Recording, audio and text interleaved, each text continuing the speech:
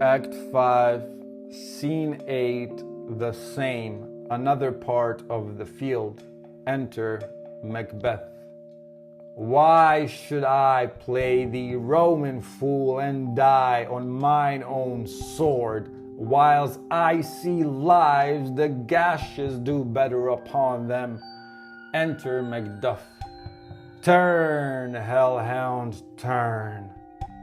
Of all men else I have avoided thee, but get thee back, my soul is too much charged with blood of thine already. I have no words, my voice is in my sword, thou bloodier villain than terms can give thee count. They fight. Thou losest labor, as easy mayst thou the intrenchant air with thy keen sword impress, as make me bleed.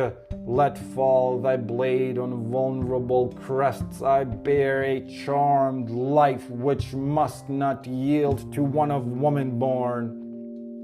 Despair thy charm, and let the angel whom thou still hast served tell thee Macduff was from his mother's womb untimely ripped. Accursed be that tongue that tells me so, for it hath cowed my better part of man, and be these juggling fiends no more believed, that palter with us in a double sense, that keep the word of promise to our ear and break it to our hope. I'll not fight with thee. Then yield thee, coward, and live to be the show and gaze of the time. We'll have thee as our rare monsters are, painted upon a pole and underwrit. Here may you see the tyrant. I will not yield to kiss the ground before young Malcolm's feet, and to be baited with the rabble's curse, though Burnham would be come to Dunsinane, and thou opposed, being of no woman born, yet I will try the last.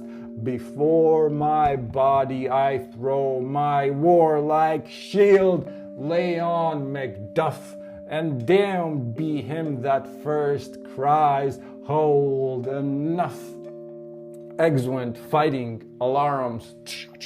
Alarm! Retreat, flourish, enter with drum and colours. Malcolm, old sword, Ross, thanes and soldiers. Ta-dum, ta-dum. I would the friends we miss were safe arrived. Some must go off, and yet by these I see so great a day as this is cheaply bought. Macduff is missing, and your noble son.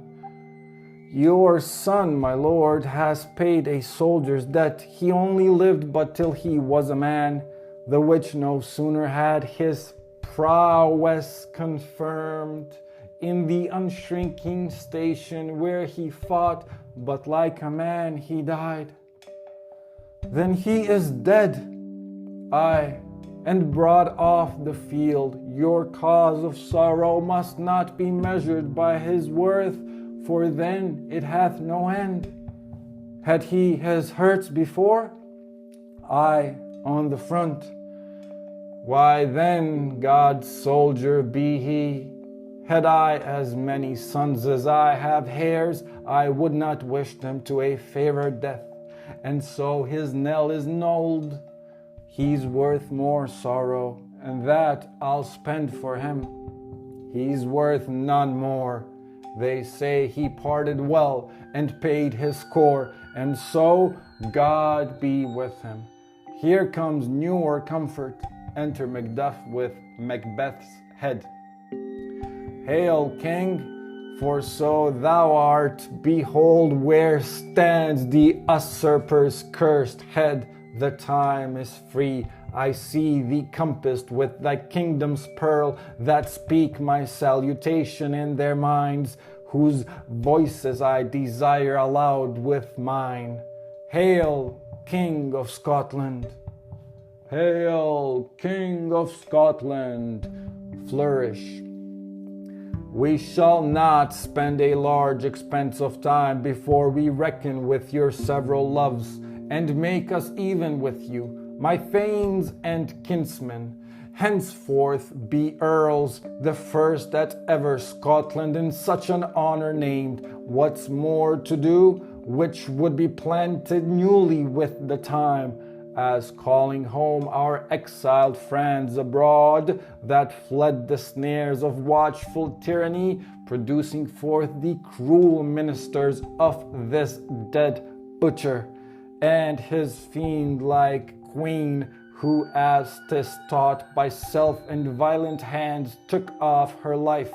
This and what needful else that calls upon us by the grace of grace, we will perform in measure, time, and place.